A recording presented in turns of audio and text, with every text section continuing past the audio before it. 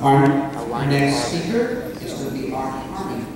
Harman is former legislative director to Congressman Stockman, who was the congressman from the district in Houston where Johnson Space Center is. So he was heavily involved in the space program, the politics of the space program. And he's going to talk about the two-person Mars flyby mission, which Dennis Tito has backed out of, but it still could be the right idea, and where we can get our space program moving again. So.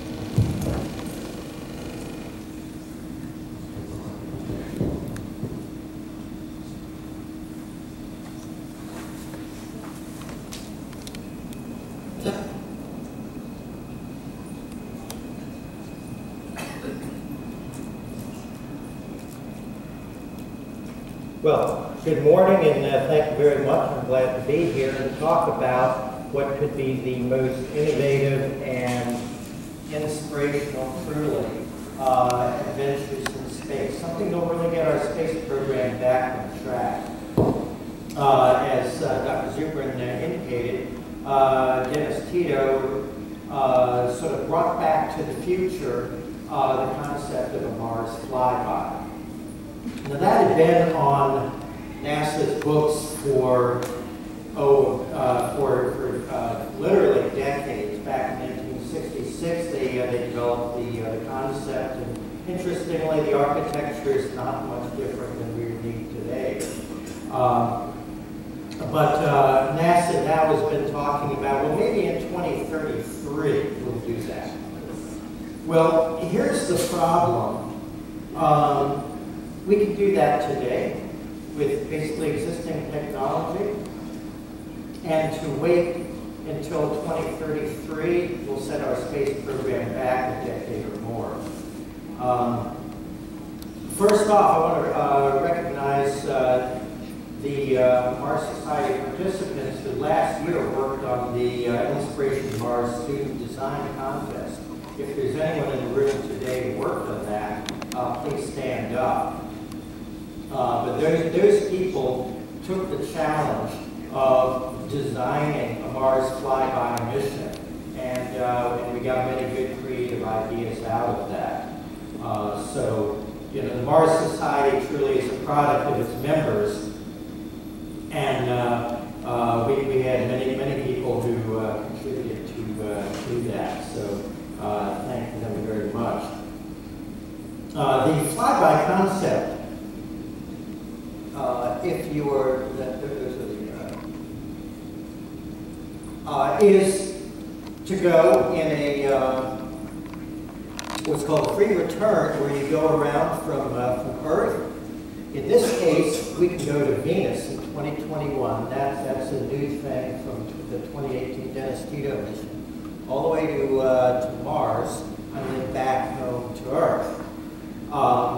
And it's essentially the Apollo 8 of the space program, because it will validate all the technologies of getting to and from Mars, life support, spacecraft, habitats, things like that. So it is a very key part of going to Mars. Those familiar with Dennis Tito's concept, the idea was to go on a Mars-only flyby in 2018. Now the window for that has closed because it's just too happening too soon. Political realities are not there. Need a little bit more development time. So there's a 2021 mission that adds Venus, and only adds about 80 days to the total, 582 days. And so let's go through the flyby. You can imagine it's November 2021, and hundreds of millions of people worldwide are watching as two astronauts board a unique spacecraft. Cheers echo around the world as the rocket soars not to the International Space Station as we're used to, but goes where no one has gone before, to Mars, and in this case to Venus. And again, not in the 2030s, but in just 6 years from now. So the spacecraft would go out, and this is based on Dennis Tito's latest architecture, based on SLS and Orion.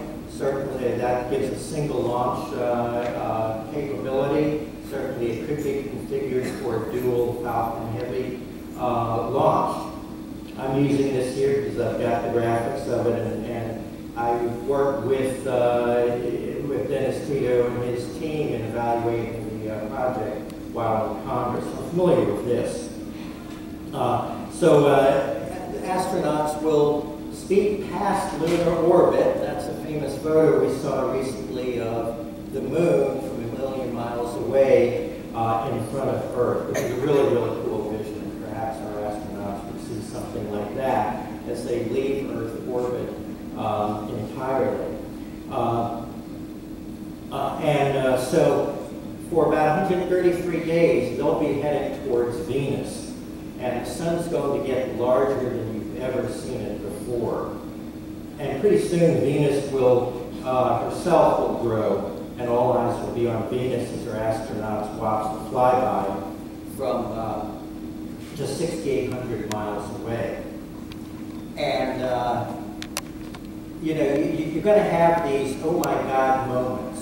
It's one thing to look at some probe, or even Curiosity zooming in on something, and that's pretty cool. But to be witnessing astronauts saying, oh my God, look at this. I could never imagine it'd be like this. We're flying past Venus and so forth. And when you're flying past Venus, there will be opportunities, of course, for science. Perhaps we can launch a swarm of CubeSats to Venus orbit. That would depend on the mass of the available on the launch. But then as Venus recedes, then the sun again shrinks first to Earth's size view, and then smaller and smaller. During the long transits, the astronauts will be performing experiments, spending kind of like on ISS, spending time exercising, prepping food, maintaining the life support and other equipment. They won't take a shower for nearly 2 years. But they will put to test everything we're learning on ISS regarding avoiding bone loss and muscle loss and setting new records, and earning more than a few 100 million frequent flyer miles.